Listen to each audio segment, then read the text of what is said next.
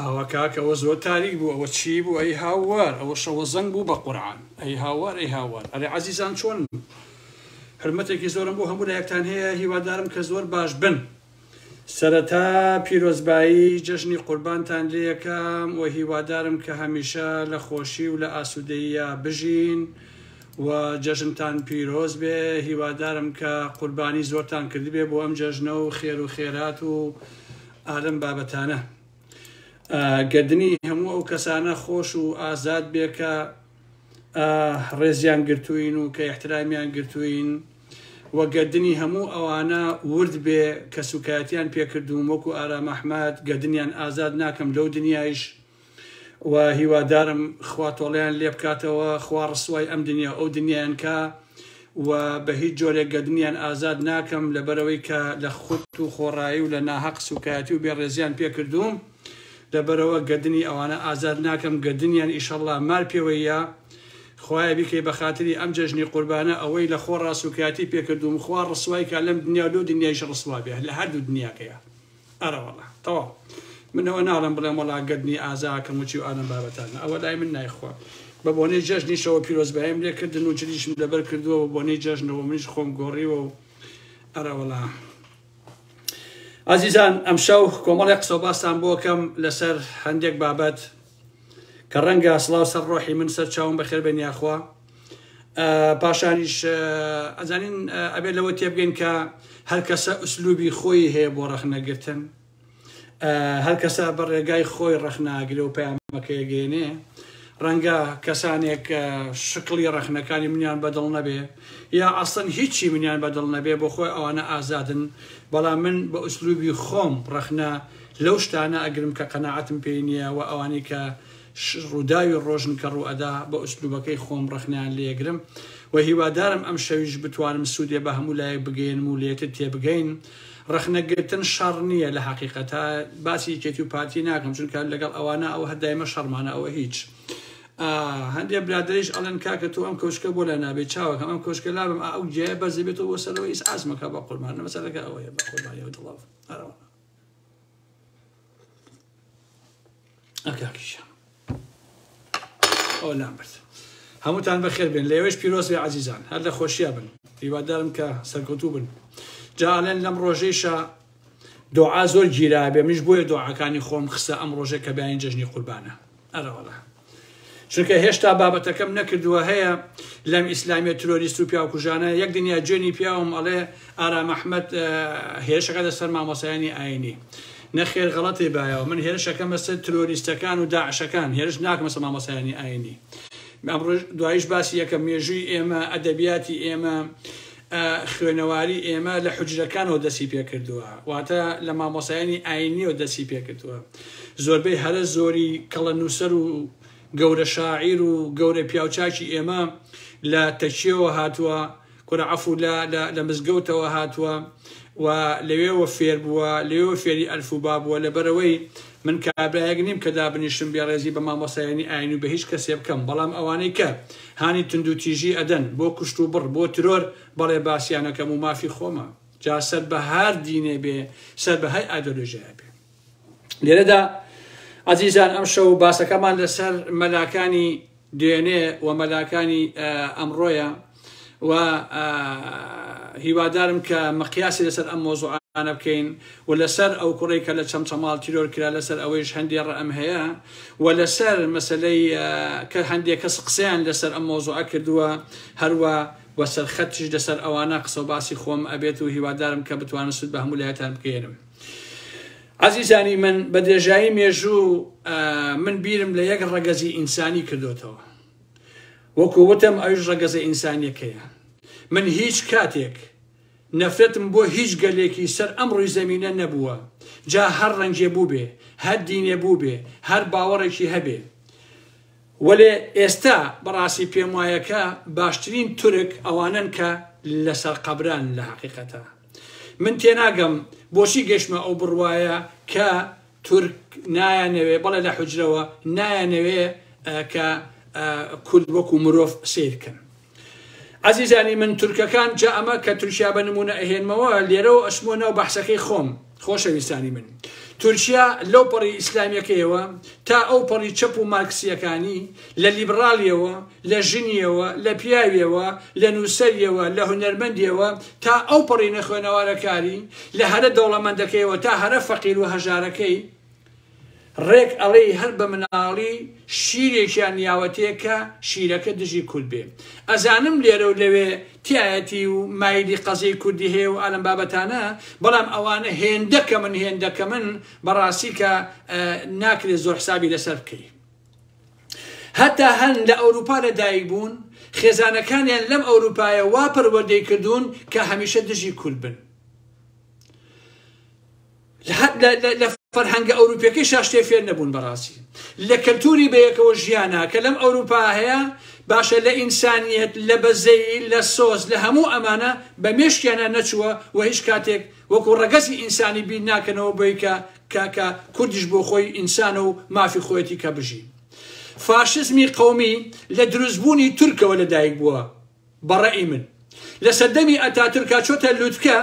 کە هەندێک چەمک یا هەندێک خوێندنەوە هەیە کە پێیان وایە ئەم فاشزمی ئەتاتورک لە کەسێکی وەکو نیتشەوە بۆی ماوەتەوە. هەتا ئێستا ئەمە بۆ خۆی یەکلای نەبووتەوە بەڕاستی.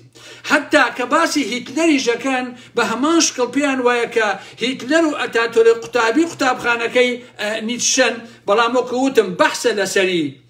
هەندێک کەس پێیان وایە کە ئاوانیە، بەڵام هەندێکیش لە لەوانەی کە شارەزای ئەم دنیای فەلسەفیان پێیان وایە بەڕاستی. لێرەوەیە ئازیزانی ئارام ئەحمەد، ئەگەر دەوڵەتی تورک ئەلمانی بێ فاشزم تێیدا باڵادەستە. ئەگەر دەوڵەتی تورکیا مارکسیزم یا کۆمۆنیزم بێ دیسان فاشزم تێیا باڵادەستە. ئەگەر ئیسلامیش بێ دیسان فاشزمی تیا باڵادەستە. واتە دەوڵەتی داگیرکەری تورکیا لەسەر ئەساسی هەر ئایدۆلۆژیایەکدا بمەزرێ یەکەم هەنگاوی کە هەیەی یەکەم تیر کە ئەیتەقێنێ بۆ سەرسنگی کووردە زۆر سێرە بەڕاستی. واتە تەواوی ئایدۆلۆژیاکان بە دینیشەوە ئەخەنە خزمەتی فاشزمی نەتەوەیی تورکی بە مانای هەرە بەربەریەتەکەی. لێرەوە من قسەی مەلایەکتان بۆ هێنمەوە کە کاتی خۆی مەلایەکی تورک کە کاتی خۆی من هینم کردووە کاتی خۆی لای خۆم باسم کرابوو بە کوردی میش هەڵم گرتووە. ئەمە لە مینبەری مزگەوتەوە ئەمما مۆسا ئاینیە ناوی عەلی ئێرباسە. ئەوەندە بەربەری قسەیەکە ئینسان کە کاتی گوێی لێبێ هەبڕاستیات بە شەرمەزاریەکە و دەبێتە دوژمنی سەرسەختی هەرچی ئایدۆلۆژیا هەیە کە لەم دنیاە هەیە. ئەڵێ من جارێکی تر داوا لە هێزەکانەکەم کورد بەدیل نەگرن، داوا ئەکەم بریندارەکانیان ئازاد نەکەن و لە هەر شوێنەکەن بیان کوژن. ئەڵێ ئێمە ئامادەین ڕەحم بەمار بکەین، ئێمە ئامادەین ڕەحم بە دوو پشک بکەین، ئامادەین ڕەحم بە گورگ و ئاژەڵەکانی تر بکەین، بەڵام نابێ ڕەحم بە کورد بکەین. ئەڵێ مەیان خەنە زیندان هەر یەکسەر بیان کوژن، لە شاخ لە هەر شوێ کوردتان بینی دەستگیریان بکەن و خوا شاهیدە بیان کوژن. ئەمە جەهالەت نەبێت چیترە ئازیزانی ئارام ئەحمەد. ئەمە بەرهەمی ئەقلیەتی فاشزمی قەومی تورکیا بە ڕووماڵکردن و یا بە پەردەپۆشکردنی ئاینی پیرۆزی ئیسلام. بۆیە ئەم تەسەورە ڕەگەر حورمەت ما بۆ ئێوە لای من وەکو سەترە پیسایی وایە کە بەم وشانە داپۆشراوە. فاشزمی نەتەوەی سەردەست تورکەکان، عەرەبەکان، فارسەکان توانیویانە ئاینی پیرۆزی ئیسلام بخەنە خزمەتی فاشزمی نەتەوەی شوێرانەی خۆیانەوە. هەڵبەتە بە ئینسافەوە من بیڵێم فاشزمی عەرەبی و فاشزمی فارسی لە چاو فاشزمی قەومی تورکی بە هەزار ئاو شۆراونەتەوە ئازیزانی من. مەلاکانی تورکیا هەمویان ئاوا بیرەکەنەوە، چەپەکان و ئاتەئیستەکان و کۆمۆنیستەکانی تورک ئاوا دەرهەق بە کورد بیرەکەنەوە. کەچی مەلاکانی ئێمە وەکو مەلا عەلی قەراخی، مەلا محەمەی پێنجێنی و دەیانی تر و زۆرێک لە ئەحزابی ئیسلامی و ئەشخاصی ئیسلامی ڕێک هەمان دەوری مەلای خەتێبینن و خیانەت دەکەن لە هەڵبژاردنەکانە بینیمان کە چوونە سەنگەری ئەردۆغانی فاشست دژی گەلەکەی خۆیان. هەرچی ئیسلامی سیاسی لە باشووری کوردستانە هەیە مەنجەڵ لە کوورە گەرمتر پشتیوانی ئەردۆغانیانە کرد بەبێەوەی خۆشیان بزان بۆ لە پێناویشیان بەڕاستی. بۆیە ئازیزانی ئارام ئەحمەد هەموو ئایدۆلۆژیایەک ئاوایە. کۆمۆنیستەکان هەروە بە دیوەکەی تریدا وابیرەکەنەوە من لە سەردەمانێکا کە نزیکایەتیم لەگەڵ زۆربەیانە هەبوو یعنی وایان کردبوو بەڕاستی کە ئێمە کوردبوونمان پێ عیب و پێ شەرمەزاری بێ لە زۆر شوێنە لە ڕوومان نەئەهاو بڵێن کوردین چەپە کوردەکانی ئێران کە لە باشووری کوردستان و لە ئەوروپا زۆربەی هەرە زۆران بە فارسی قسەیانە کرد خەڵکی چۆڕ و نەنە و مەریوان و مەهابات و ئەمانە بوو کەچی پێیان عیب بوو بە کوردی بەحسەکانی خۆیان پێشکەش بکەن لە کاتێکا لە ناو فارسەکان و عەرەبەکان و تورکەکان و ئەوانە شتیوانیە خۆشەویستانی من یعنی کەسێ نادۆزیتەوە بەحسێک تەقدیم بکە هەموو گوێگرەکانی فارس بێ بەڵام بێ بە زمانێکی تر قسە بکات شتیوانیە بەڕاستی 50 کووردا ئەنیشتین هەر لەم داناخەیە هەموومان کورد بووین بەڵام یەک دانە فارسی تیا بوو کابرا خەڵکی مەریوان بوو با بڵێن کۆمۆنیستەکە ئەچوو بە فارسی قسەیە کرد وتمان بابە ئاخرێمە هەموومان کوردین 49مان یەک نەفەری تایە بڕواتانە بێ لە پێشە هەر بە فارسی قسەی کرد باش نییە خۆشیان کورد بوون بۆ لەبەرەوەی تاشی ئێمە ئازیزانی من تاشی ئێمە خۆیان بەکەمەزان کەسایەتی تاشی کورد کەسایەتێکی تێکشکاوە هیچ لەباران نەبووە لەو سەردەمانە ئێمە بە جۆرێ ئەحمەق کرابووین پێمان وابوو کرێکارانی دنیا یەکگرن کورە نەتەوە و کورد و نیشتیمان هەمووی قسەی قۆڕە و هیچ نییە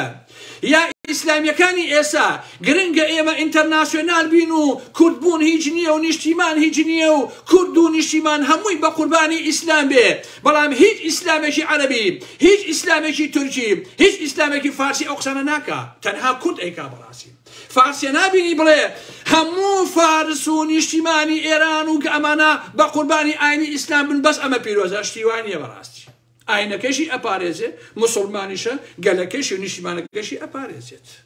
باش نییە بەڵام ئالەم قسۆ باسە نەما شمولی مامەسا مەلاکرێکار ناکە چونکە مەلاکرێکار پێشەوانەی ئەمانە نیشتیمانیش بیریە کردەوە بەڕاستی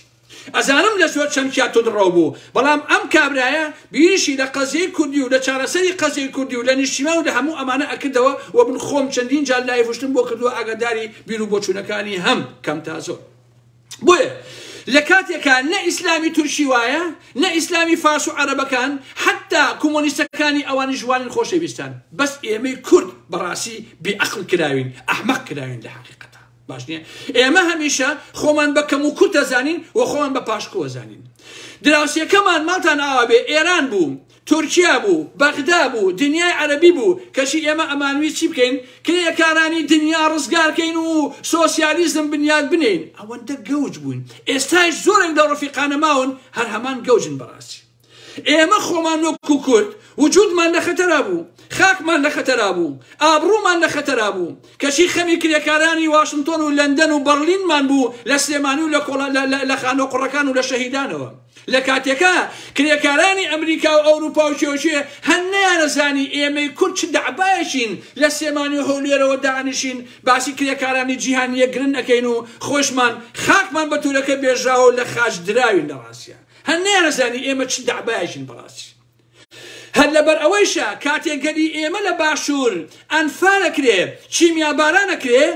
لە دنیای عەرەبیە لە دنیای ئێرانی و فارسیە لە دنیای تورکیە یەک موسڵمان یەک کۆمۆنیست کۆبوونەوەیەکی جەماوەری ڕێک نەخست و دەوڵەتی بەغدایان شەرمەزان نەکرد کە بۆچی گەلی کورد و هەڵەبجە و ئەمانە چیمیابارانەکە و ئەنفالی ئەکات بەڵام ئێمە تەجروبە و دەرس لەم مێژوانە وەرناگرین هەر ئایدۆلۆژیاگێتە بەردەستمان ئەمەندە بەڕەقی وەریئەگرین هەموو شتێکین بە قوربانی لە دوایشە ئەیدۆڕێنین باشە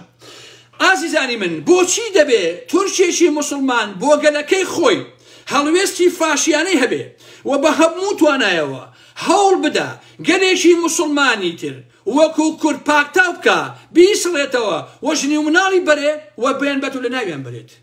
کەچی لەم بەرەوە کۆمەڵێ مەلا و مسلمانی کوردیش بە ناوی ئیسلام و قورئان و خوداوە دەخزیێتە سەنگەری تورک و دژی گەلەکەی خۆی ئەچێ ڕادەوەستێ ئەمە چ مەخلوقێکە بەڕاستی ئەمە چ دینداریەکە ئازیزانی ئارام ئەحمەد ئەگەر ئەمانە بەکرێک ژیراونین لە حەقیقەتە خۆی ئێمە لە مێژووە کاکە وەکو لە سەرەتاوە وتم مێژووی ئێمە مامۆسایانی ئاینی نووسیوێتەوە بڕۆسێری هەموو شاعیرەکان کە لە دوایە ناوی زۆربیان ئەبەم لە ڕاستیە باشە من قەت بڕوان بەوە نییە کە خوددا هیدایەت و پاڵپشت لە ساڵمەکان بکە دشتی مەزڵوم قەت عەقڵم بەڕاستی ئەوە نابڕێت باشە بۆیە لێرەوە ئەڵێم ئەو کەسانەی کە پشتیوانیان لە ئەردۆغان کرد بە تایبەتی یەکگرت و ئیخوانی و سەلەفی و فڵان و فیسار و ئالەم بابەتانە من نازانم بۆچی ئاوا بیرەکەنەوە و بۆچی ناتوانن مسلمانێکی کورد بن، ناتوانن ئاین دۆستێکی کورد بن، ناتوانن کە مسلمانێکی کورد و نیشتیمانی بن. بۆچینە؟ خۆ ئەم گەلەی ئێمە و ئەم نیشتیمانەکە کوردستانە خوددا دروستی کردووە. ئەبێ چ جیاوازیە لە بینی ئێمە و عەرەب و تورک و فارس و ئەمانە هەبێ؟ بۆچی ئەبێ وابێ بەڕاستی؟ بۆچی ئێمە قوڵتر بین لە مۆزوعە ناکەینەوە؟ بۆ؟ باش نییە؟ ئەوە چ شەرەفێکە دەیان کوردی مسلمان بەجلی کوردیەوە لە پاڵ ئەردۆغانە ڕائەوەسێ دۆعاکە بۆی ئەردۆغان سەرکەوێت. ئایا ئەم ئەردۆغانە کە سەرەکەوێ چی پەیامێکی پێ بۆ تۆ زەحمەت نەبێ؟ هەتا کورد زیاتر بکوژن؟ بۆیە من بڕوان بەم جۆرە نییە لە حەقیقەتە. ئەمە تێکەڵکردنی هەموو وەرەقەکانە. بۆیە من لێرەوە پەیامم بە هەموو ئەو ئیسلامە سیاسیانە هەیە کە لە سەنگەری تورکیا و ئەمانەیان ئەبێ باش لەوە تێبکەن، چونکە ئەمانە کوردن و تورکیاش حساب بۆ هەرە ئیسلامیەکەیش ناکە ئەگەر نۆکەری خۆشیان بن. مادەم کوردیت سبەینێ بۆی بکرێ لە پێشدا مەلا لەتیف، مەلا هەڵۆ، مەلا محەممەد پێنجوێنیەکە ئەباتە بەردەم پەتی سێدارە چۆن شێخ سەعیدی پیرانی برد کە خوداپەرست و مسلمان بوو بەر لەوەی لە سێدارەی بن یەکەم کاری ئەو بوو کە چوو نوێژی کرد، سوژدەی بۆ خوددا برد و شایەتمانی هێنا، بەڵام چوو لە سێدارەیە، چونکە ئەردۆغانش هەر بە هەمان شکڵ مسلمان بوونی ئێوە هیچ دەردێکی ئەوان دەرمان ناکە مادەم چین مادەم کوردن، چونکە دەوڵەتی تورک بە کۆمونیست و چەپ و ڕاستیەوە کورد قبوڵ ناکە. باشە من هیچ کاتێ لەگەڵ ئەوانیم یعنی بانگەشەی ئەوە ناکەم بڵێ مامۆسایانی ئاینی کورد ئێوەیش وەکو مامۆسایانی ئاینی تورکی فتوای کوشت و بڕی تورک بدەن و ئالەم بابەتانە نه، من بڕوان بەوە نییە بەڕاستی، ئەوەش خراپە، بەڵام نابێ بشنە سەنگەی داگی کرانەوە، یان چەپەکان و مارکسیستەکان نابێ بشنە سەنگەی داگیکرانی کوردستانەوە بەناوی کریەکارانی جیهانیە گرن و ئینسانەکان فەرقی نییە و چی و ئالەم بابەتانە فەرقی هەیە کاک، ئەگەر فەرقمان نییە ئەی بۆ وارە ئێمەکەن کەچی باشە. ئێوە بیرکەنەوە عەزیزان، قەت بینیوتانە مەلایەکی تورکی دژی ئەردۆغان هاوار بکا و بڵێ ئەرێ گەلی کورد مەکوژن، ئەرێ وا لەم گەلە مەکەن، ئەرێ ئەم نیشتیمانە کە باکووری کوردستانی هینی کووردە با کوورد وەکو ئینسان تایە بژی؟ چوار مەلای تورکتان بینیوە بێ دژی تورکیا ڕابوەسێ و پشتیوانی گەلی کوردی مسلمان بکە لە باکووری کوردستانە؟ قەت بینیوتانە بەڕاستی؟ نا، قەت نایبین لە ڕاستیایەوە. بۆیە ئازیزانی ئارام محەممەد بەداخەوە ئەگەر گەلی کورد گەلێکی زیندوو باە باش نییە، ئەگەر پڕ نەبووە لە خیانەت ئەوە نەخاکەکەی ئاوای لێ هات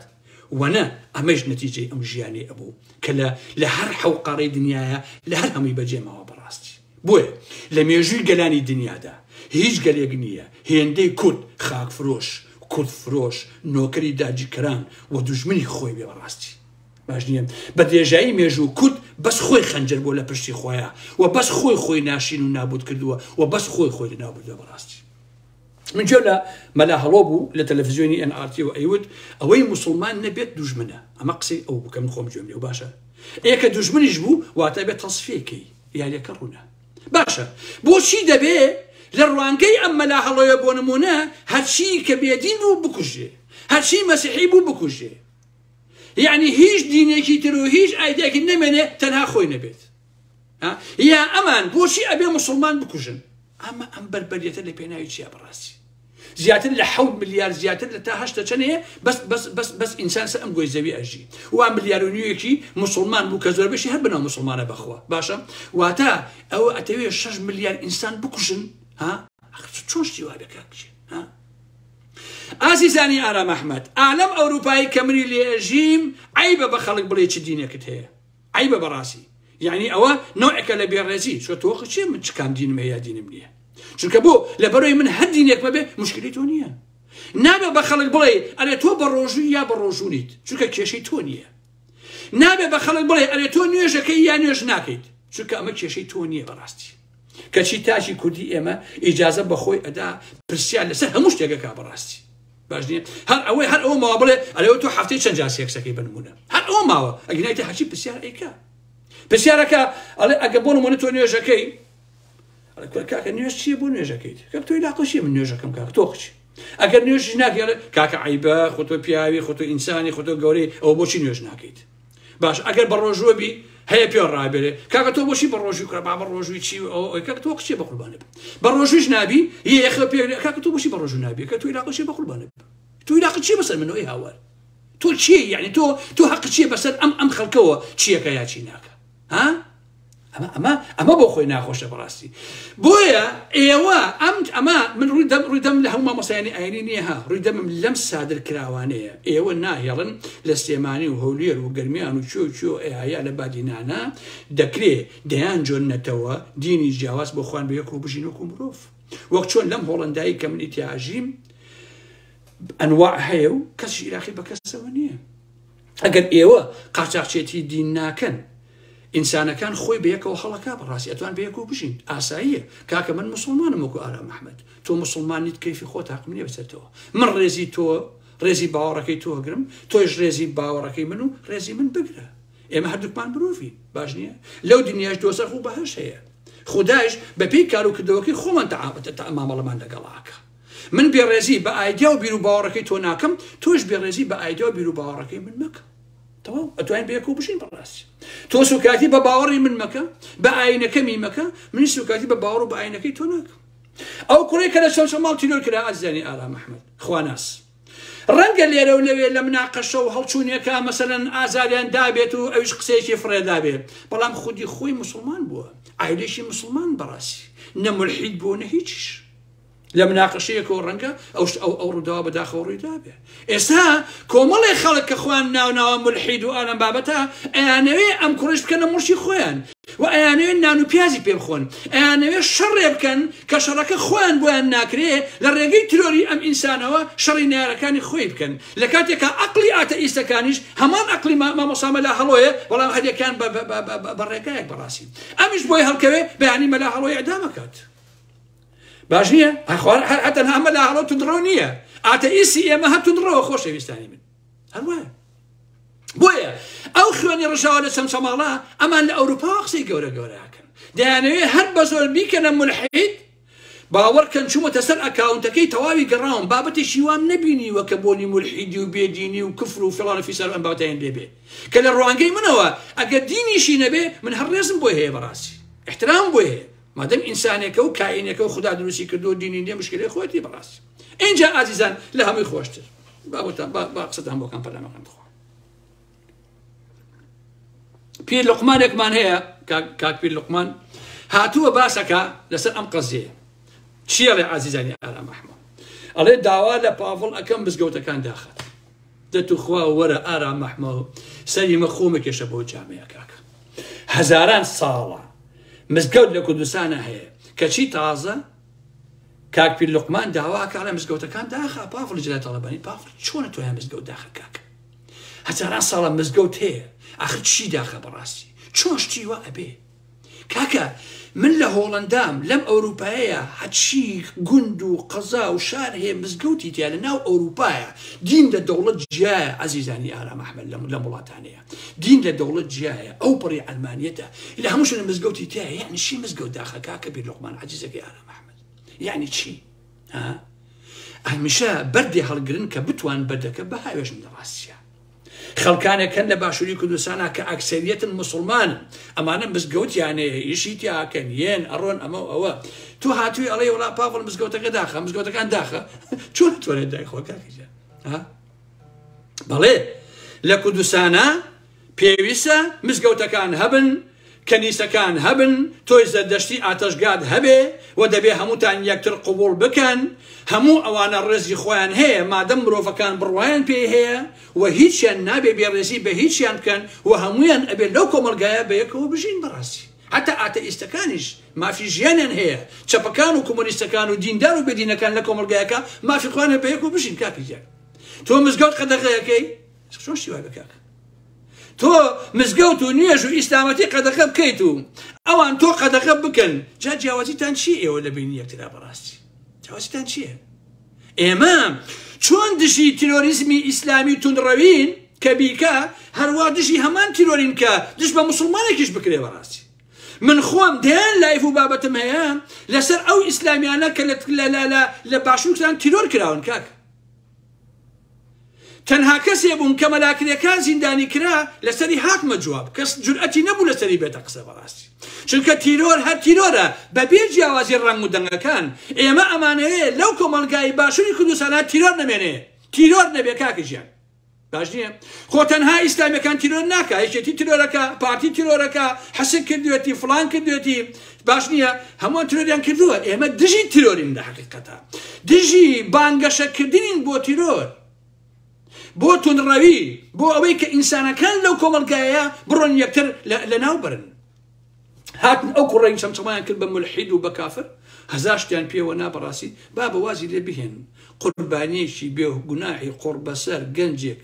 باش نییە بکوژەکەیشی دوای هەمان ئەقلاکانێک و مەلاهەڵە ئەوانە کەوتووە کە هەمان ئەقلی داعشیە لەبەرەوەی کە بانگەشە بۆ تونڕەوی ئەکا بەڕاستی من پێم وایە ئازیزانی ئارام محەممەد هەر ئیسلامیەک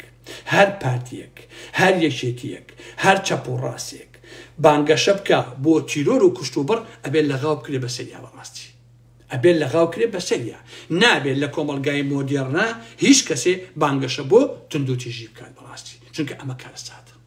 باش نییە دەبێ هەمومان باوەڕ بۆ بهێنین کە ئەم کۆمەلگایە جێگەی هەمومانی تیاعبێتەوە بە منی مسلمانەوە بە تۆی ئاتەئیستەوە بە کاربای مەسیحیەوە بە فڵان کەسی زەردەشتیەوە بە فڵان کەسی یەزیدیەوە بەوەی کە چەپ و کۆمۆنیست و چی ئەم بابەتانەیە هەموو ئەم کۆمەلگایە ئەبێ جێ یەکتری تیابێتەوە بەڕاستی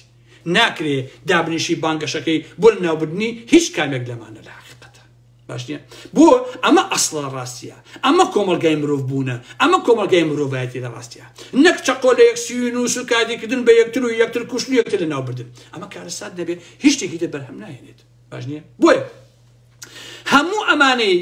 ئەمانە دەبێت بانگەوازی بەیەکەوە ژیان بکەون دوورکەونەوە لە تند و توژی دوورکەونەوە لە سوکایەتی و بێڕەزیکردن بە بیر و باوەڕ و بە قەناعەتی هەر کەسێک تەواو ئەگەر من نوێژ ناکەم بە نمونە لە ماڵەکەما بەرماڵ هەیە کەسێتە ماڵەکەم بەرماڵەکەی بۆ ڕاخم بە نوێژی خۆی بکات تەواو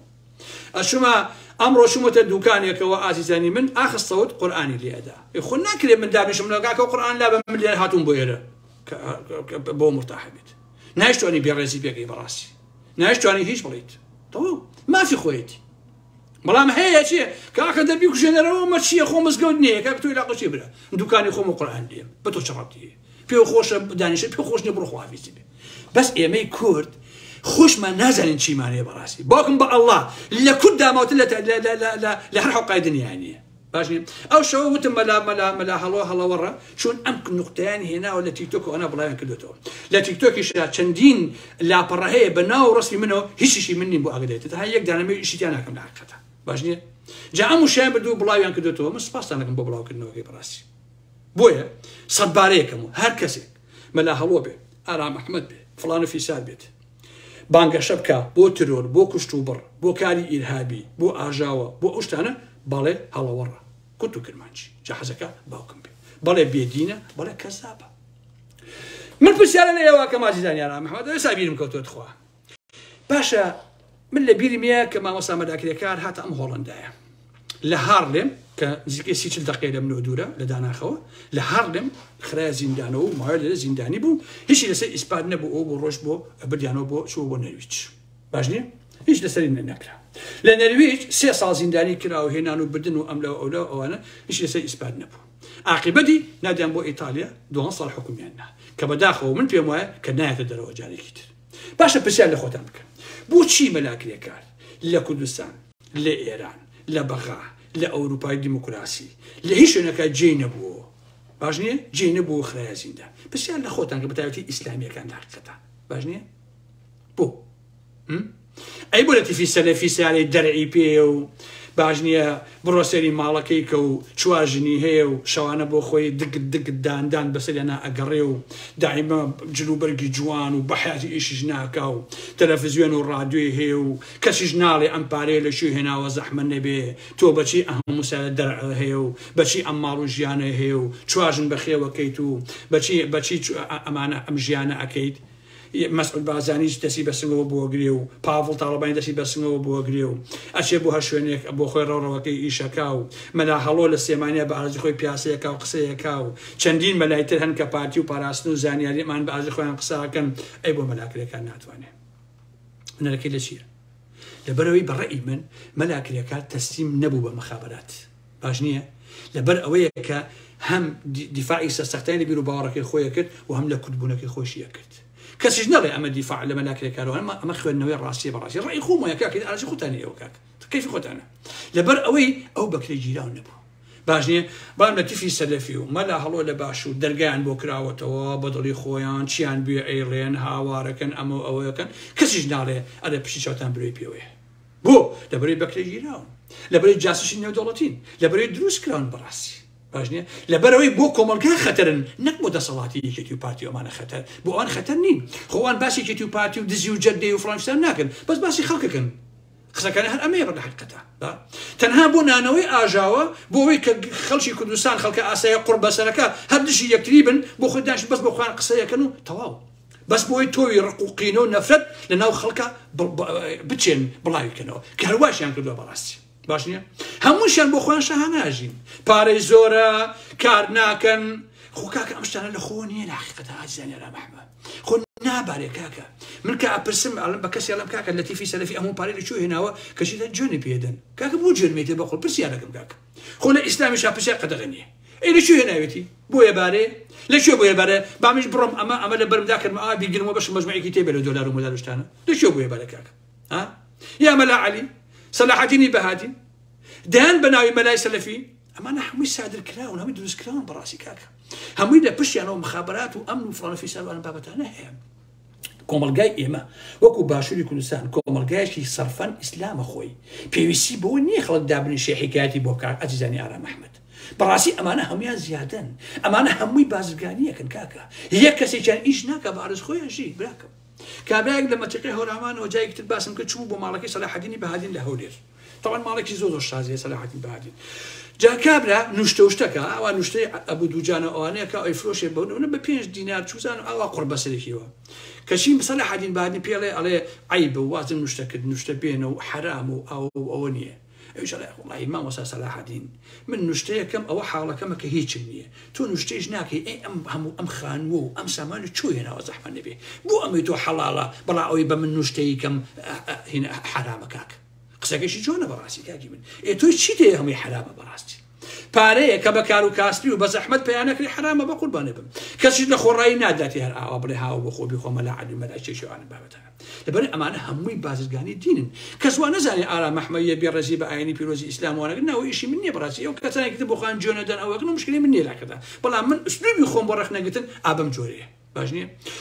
لە هەمووشی خۆشتر ئەمانە تەنها فتوا دەرەکەن تا خەڵکانێکی گەمژە بە ئەرکەکان هەسن نەخۆیان کارەکە ئەکەن نەک چۆکڕەکانی خۆیان ئەیکەن بەڕاستی هەموو ئەوانێکەوە قسە ناکەن قەت کڕۆکسی خۆیان نانێرە خۆیان تەقێنێتەوە بە نمونە نانێرە بۆ کوشتنی خەڵکی تر قەت ئەوە ناکات بۆ خۆیان دانیشتن ئەژین کوڕە فەقیر و جێل و گەوجەکە ئەنێرن ئەڵێ بڕۆ بیکوژە بڕۆ ئەوەی ئیسلام نەبێ وای لێکە ئەمەی لێکە ئەوەی لێکە باش نییە سێ فەرموو عەزیزان کوات خوا و تەلەفۆنە تو خوا وەرە عەزیزان ئەمە ئەڵێن خزمی لە تیفی سەلەفیە نازانم چیەتی کوا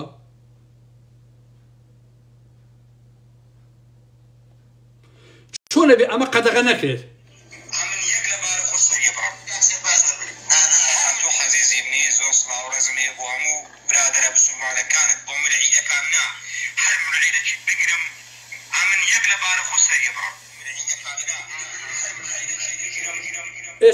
چۆنە بێشی وا قبولکە بڵێ هەر ملحیدێ بگرم من سەریە بڕم کاکە تۆ چی تو بۆ قەسەحابی کاکە ئەوە بڵێن بەیانی جەژنە و خەڵق قوربانیەکە و منیش لە خێر دەرنەچێ بەنیازی قوربانی ئەوانم تۆ چۆن سەریە بڕی کاکە بۆ تۆ چیت حسە تاقەی تۆ چی خەڵک سەر بڕی کاکە ئەوە کوڕی هەر کەسێ بێ پێویستە تەنەکە بەسن بە کلچیەوە پێویستە ئاسایشی سلێمانی یا هەولێر لە شوێ ئەم کوڕە پێ نازانم چی لە تیڤی سەلەفیە پێویستە بکرێتە زیندانەوە کاکە ناکرێ ئەمە کاکەجێ ملحیدێکیش بڵێ وڵاوی ئیسلام بێ سەریە بڕم ئێجا کۆمەڵگایەوە بە قەسابخان و تۆ چۆن شیوا بێ کاکە نابێ کاکە ئەو گەنجێشی کە خواناسی کوشت ماڵی خۆی وێران کرد و تەواو نە هەڵۆ بە خەیاڵیەت و نە فڵان فیسار بە خەیاڵیەت و تەنها خۆی قوڕ بەسەر کرد کاکە تەنها خۆی بەدناو کرد والله او ملا هڵۆیە 100 دانە کوڕی هەبێ قەت پێیان ناڵێ بڕۆ خەڵک کوژن باش بیزانن 100 کچی هەبێ ناڵێ بڕۆ خۆ تەقێنەرەوە شیوا چۆنەکەن کاکەوان ئاقڵن بۆ خۆیان ئەوان بۆ خۆیان ئەژین لەسەری کاکە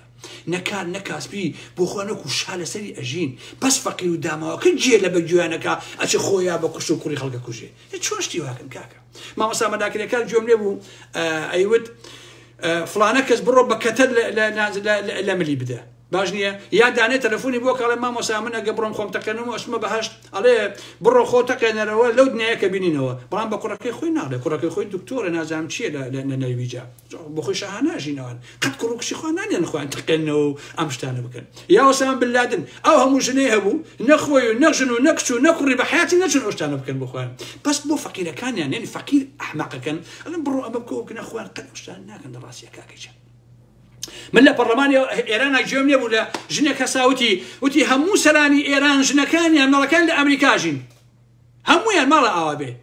سێری کە ئەمانە بۆ خۆیان چۆنن لە ئێرانە قامچیان لە ژن و لە کچی خەڵک بەڵام ژن و کچەکانی خۆیان لەسەر بەحر بەڕۆتی و بە شۆرتەوە بۆ خۆیان ڕابێرن و پیاساکەن ئەمانە ئاقڵن بۆ خۆیان بەس خەڵکە گەمژەکە داماوە قوڕ بەسەرە بەدوای ئەمانە ئاکەوێت ئاوایە مەسەلەکە کاکەیە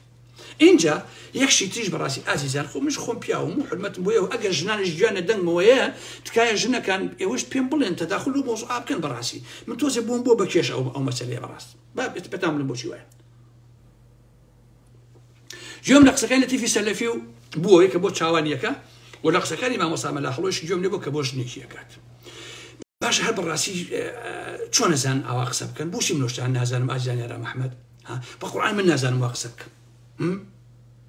ئەو دەنگەی مەلا لەتیف و مەلا هەڵۆ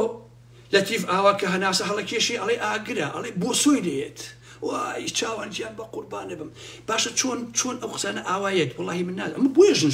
شویان پێکا کاکەجان تێگەی باوەڕتانە بە ئەزان لەبەر ئەوەیە ئەمە لێ ئەزان یا مەلا هەڵۆ ئەڵێ لە کەمەرەوە بگرم یا لە شانەوە بوو گوشم بە توندی بوو گوشم یا بە نەرمی بوو گوشم چی ئالەم بابەتانە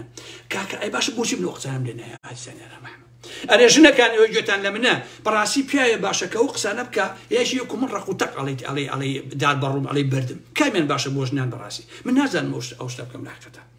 تێ ناگەم یعنی ئەو قسانم بۆ نایە ئەوەی کە مەلا هەڵۆ و مەلا لەتیف و ئەوانە بۆ ژنانی ئەکەن بە قورئان من بۆم نایە ئازیزانیارا محەممەد جا بە شتێکی خۆشتان بۆ جەرم و ئازیزان لەو ساڵانی ڕابردووە کچێک تەلەبە بوو لە تاران ئەژیان هەر خۆی هەموو بە نەماڵەکان لە تاران با بڵێن تەلەبەی زانکۆ بوو ئیتر جەجە تەلەفۆنی بۆکن هەر لە ڕێگەی ئەم فەیسبووکەوانە و قسەی لەگەڵا کردم و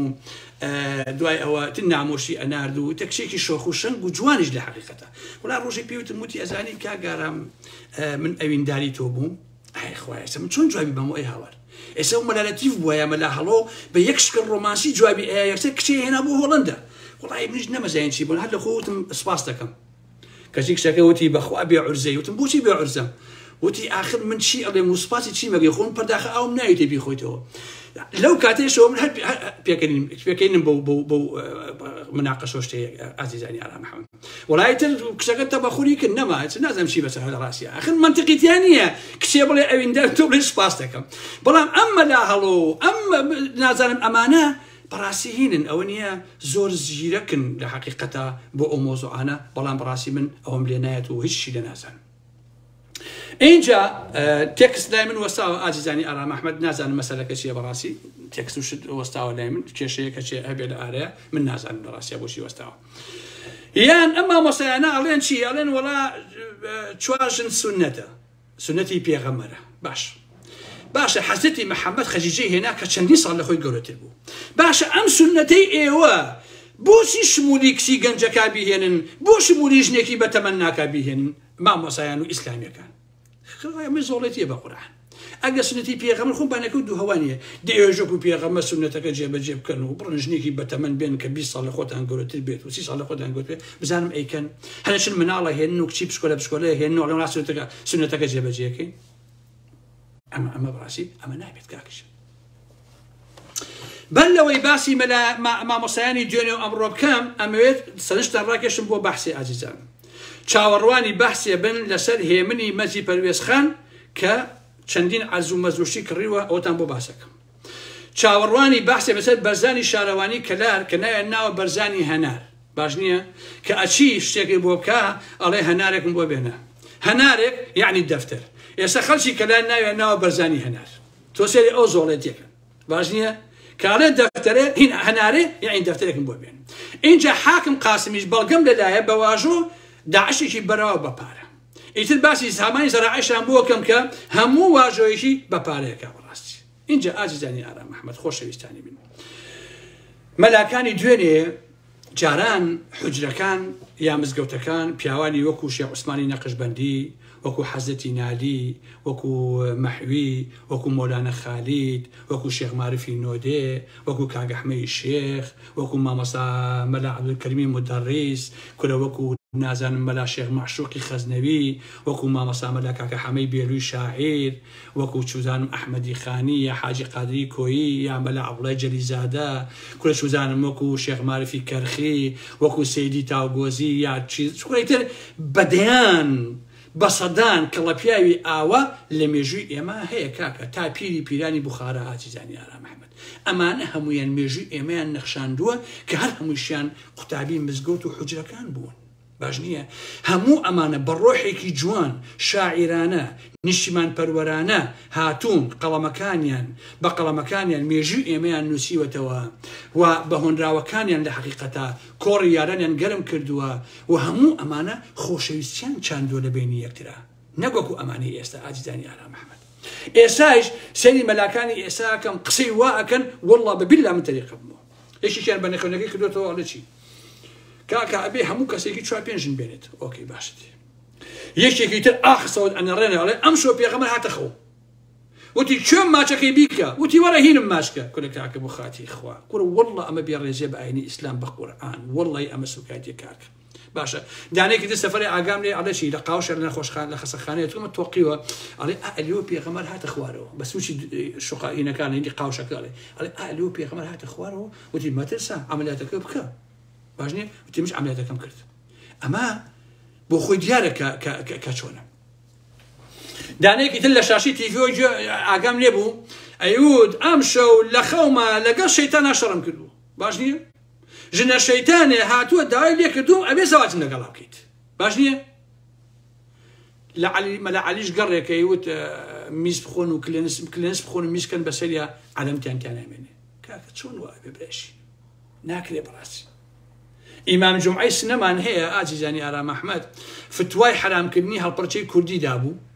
کەشی ڕۆژانە لە ئێرانە خەڵک ئیعدامەکرێ یەک قسە ناکات بۆیە ئەم قسانم کرد و دووریشی ناخەمەوە ئازیزانی ئارام محەممەد ئێمە کۆمەڵگایەکمانەوەیە کە بەیەکە هەمومان بەیەکەوە بژین بەڕاستی بۆیە مەلا هەڵۆکان و فلان فیسارەکان ئەبێ واز لەو گوتارە ئاگرین و تون ڕەوانە بهێن بەڕاستی ئەگەر نا پێویستە ئەوانە بخێنە زیندان و کەلەپچە بکرێن لە هیچ کۆمەڵگایەکە بانگەشەکردن بۆ ترۆر و کشتوبڕ قابلی قبول نییە ئەمە عێراقی بەسەر تەنها ئاینی ئیسلامۆ نییە ئەگەر مەلا هەڵۆ کۆمۆنیستێک وایە هەرواموت پارتی و یەکێتێک بێ هەرواڵێ یەک زەڕە بۆن فەرقی ناکە کەس ناتوانێت لە ژێر ناوی بیر و باوەڕەکە خۆی بشارێتەوە و هەموو شتێک بەڕەوا بزانێت ئەمە لای ئارام محەممەد قابلی قبول نییە